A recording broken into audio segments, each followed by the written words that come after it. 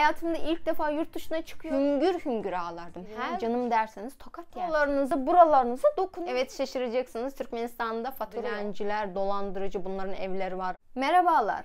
Hoş gelmişsiniz. Sefalar getirmişsiniz. Öncelikle kendimi tanıştırayım efendim. Adım Ay Sultan. Türkmenistanlıyım. 7 senedir Türkiye'deyim ve bitmek bilmeyen üniversite hayatım devam ediyor. Bu arada yüksek lisans okuyorum. Bu videomda size Türkiye'ye geldiğimden bu yana karşılaştığım tuhaf, şaşırtıcı, komik, bazen de sinir bozucu olan şeylerden bahsedeceğim. Kısacası kültür şokları hakkında. Hazırsanız videomuza geçelim. Çayınızı kahvenizi almayı unutmayın. Hayatımda ilk defa yurt dışına çıkıyorum ve hayatımda ilk defa uçağa biniyorum. Uçaktan indik, valizlerimizi aldık, dışarı çıktık. Baktık ki böyle kocaman otobüs var. Hayatımda ilk defa böyle bir otobüse biniyorum. Türkmenistan'da tren meşhur, orada tren kullanırız. Türkiye'de şehirler arası otobüs kullanımı yaygınmış. Otobüse bindik, oturduk. Bir baktık önümüzde böyle bir ekran var. Küçük televizyon. Vay diye şaşırıyoruz böyle arkadaşımla. Bir de kulaklık verdi. Oo, kulaklığı da varmış bunun. Bütün her yerine girdik çıktık böyle ekranda böyle değiştiriyor. Filmler vardı, şarkılar vardı, bilmem ne vardı. Bir sürü, onları sürekli izledik. Sonra böyle oturuyoruz. Dondurma da getirdiler. Oo, şöyle arkadaşım dürtüyor. Oo, dondurma da veriyorlarmış. İlk defa böyle bir şeyle karşılaştık. İlk deneyimimiz böyleydi. Çay ve kahve kültürü. Bizde çay kültürü var fakat biz yeşil çay içeriz sürekli. Sabah, öğlen, akşam sürekli. Her yemeğin yanında, her şeyin yanında yeşil çay içeriz.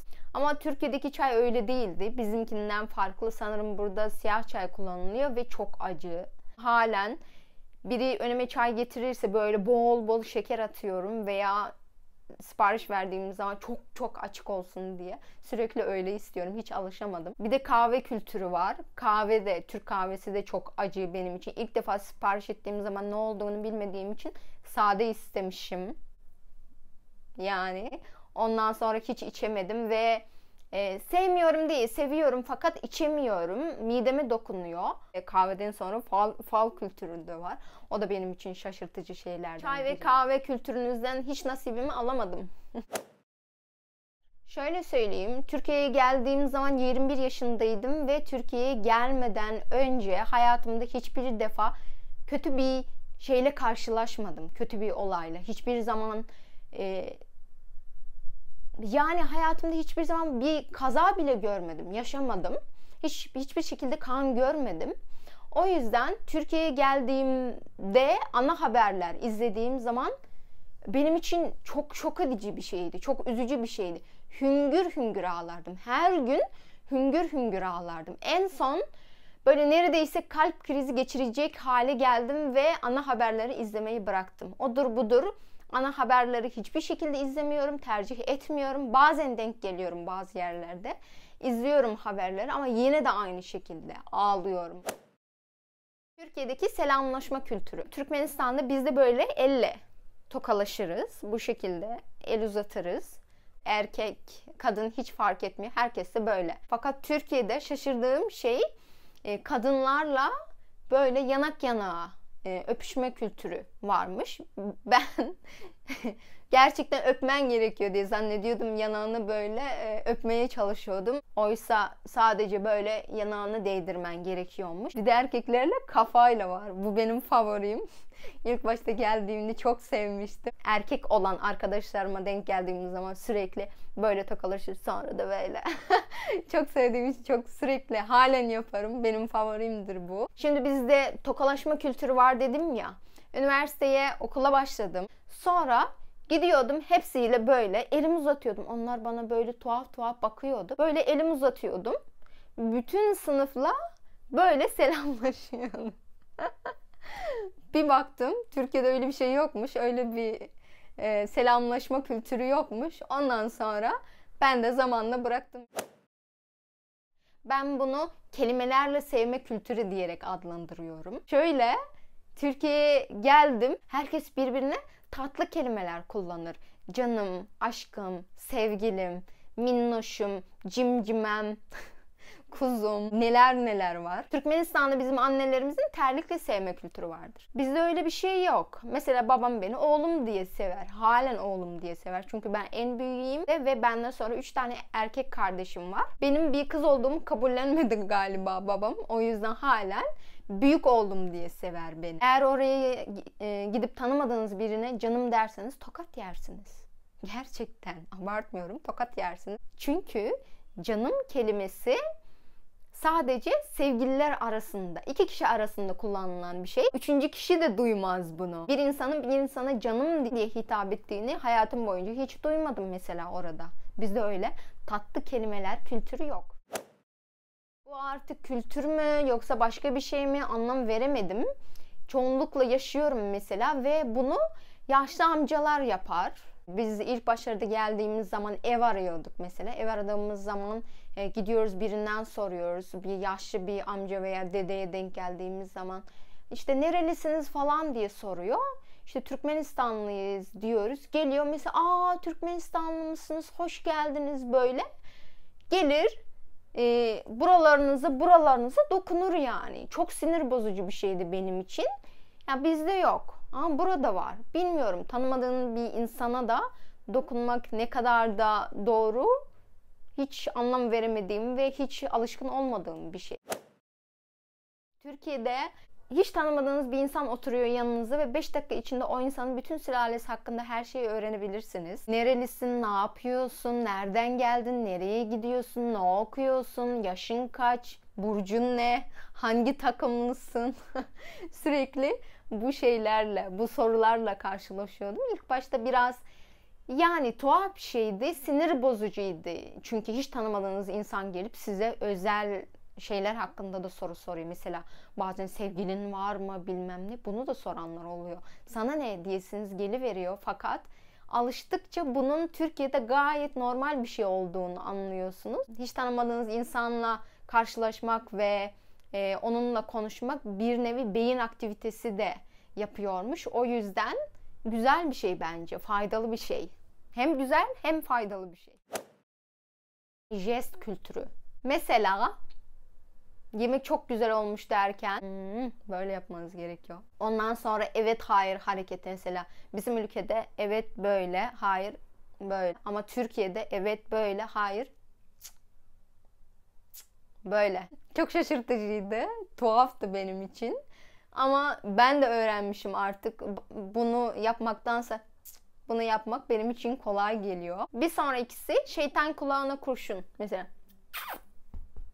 yani bu benim favorilerimin biri. Bizde bu hareket yok fakat bunun yerine ağzına kara şemal deriz mesela. Anlamı ağzına kara rüzgar. Söylediğin kötü veya nazar değecek şeyi o rüzgar geliyor senin ağzından uçurup uzaklara götürüyor. Sonra korktuğundaki hareket şu.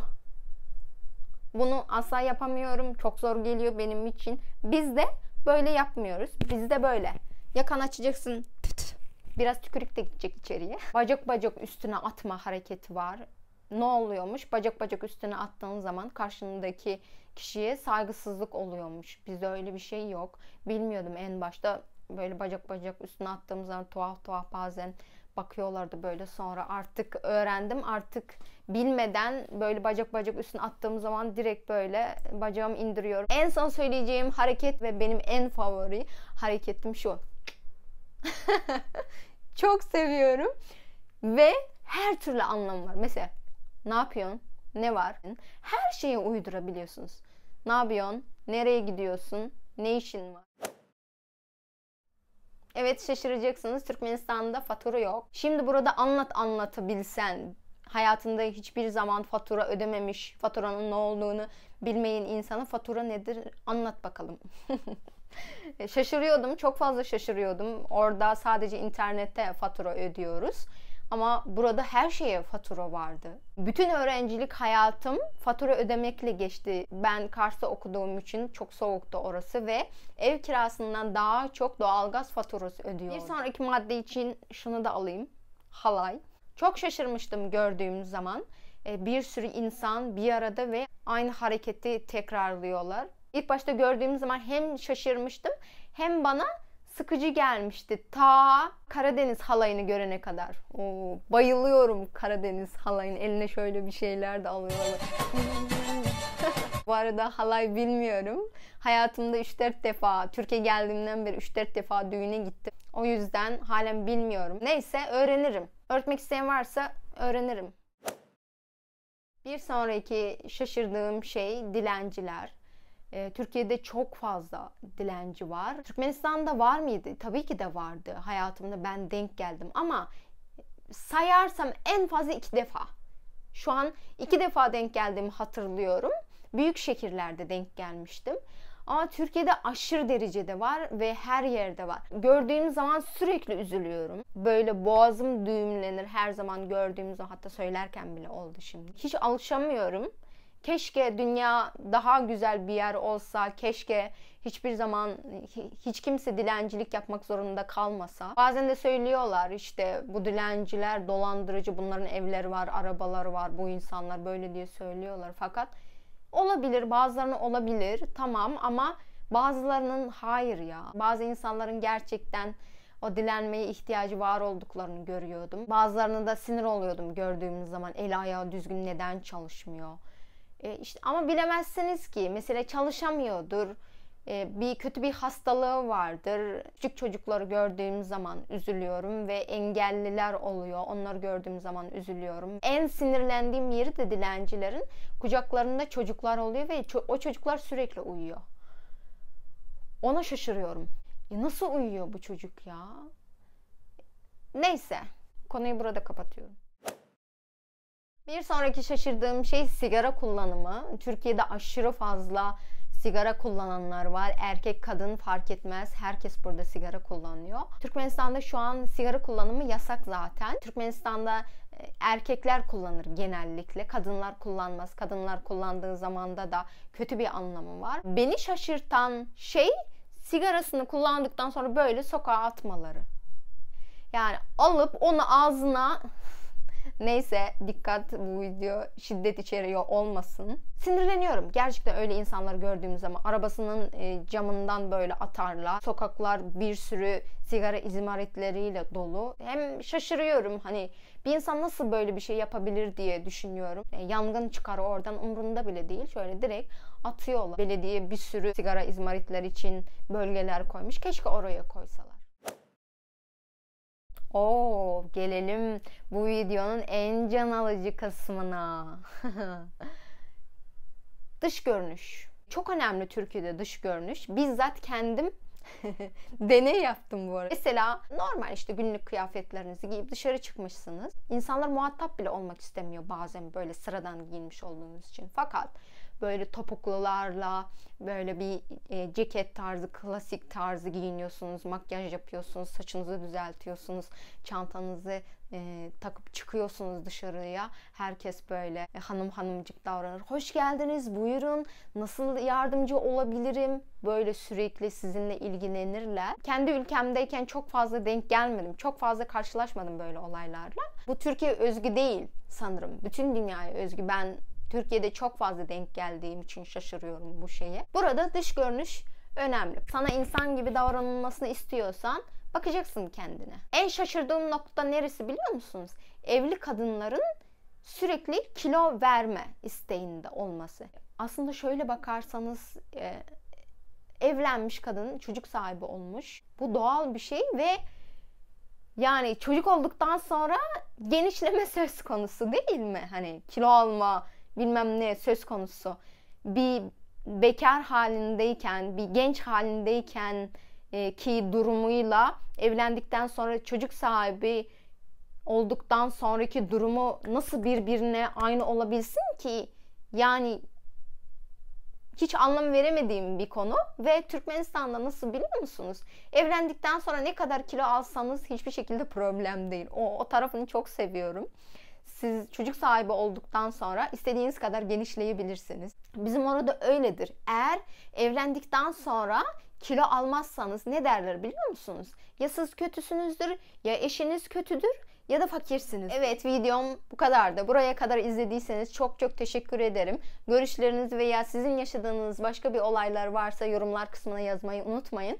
Kanalıma destek olabilirsiniz. Bir sonraki videolarda görüşmek üzere. Bye bye.